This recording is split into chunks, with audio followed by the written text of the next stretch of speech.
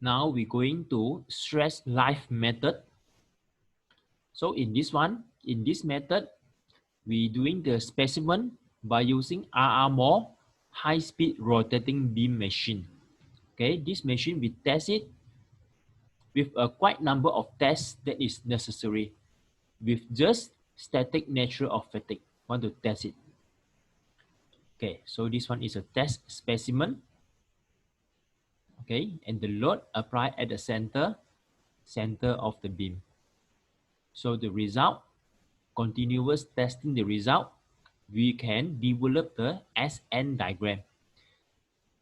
So SN diagram is the fatigue strength SF versus number of stress N. With the increase of the number of stress cycle N, the value fatigue strength maximum value, ultimate strength is going to drop. But the dropping, they got their own trend.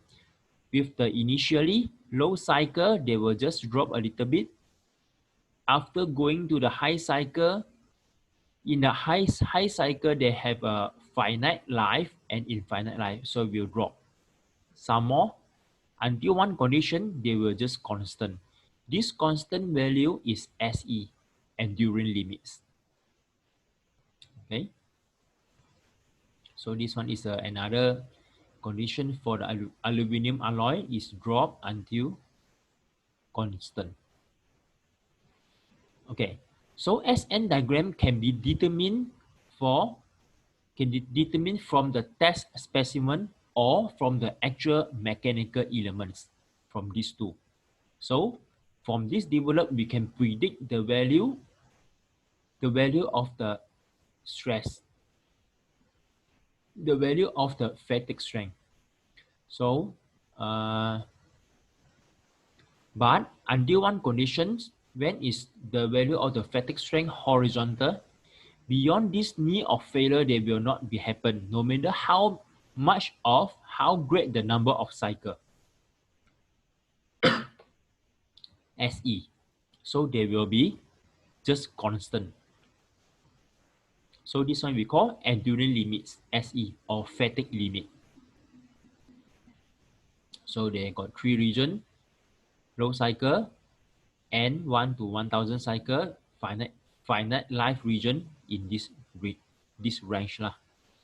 So by study the fatigue failure, so we can expect what is the one of the reason, the desire to know why the fatigue failure will happen. So from there, from the prediction, we will know what is the most effective method to improve it. Okay, so the first one is the least accurate approach is the prediction, and this one is the traditional method. Okay, mostly we still using the first method. Second method is we call strength life method. So it's to explain the nature of the fatigue failure by using strength life method, strength value. Okay, just now it's the stress value. So fatigue failure almost begin with the local discontinuous such as notch, a little bit small, big and crack from there. And the stress concentration happen at there. Okay, so the graph is pretty simple. When you continuous doing the load unload, so the value from here we will find that the value of the stress going to reduce bit by bit. First, second, and third reverse cycle they will going to reduce. So this one is a stress through strength. So stress and through cycle. And this theory is under strength life method. Okay, this one is the second one. The third one, so I skip the formula. The third one is the linear elastic fracture mechanic methods.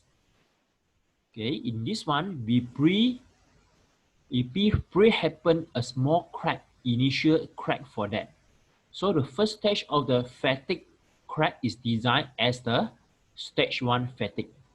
Okay, start to a little bit of crack at there. So we want to predict how the crack propagation. The crack extension is called stage 2 fatigue, start to crack more and more. Is the new crack area is cracked. So afterward in the stage number 3, the final fracture is happen and then going to fail. And this one is involve a lot of the crack growth, the way of the crack growth formula. So this one I will not going through too much. Okay, so you got interested, you can go through all here.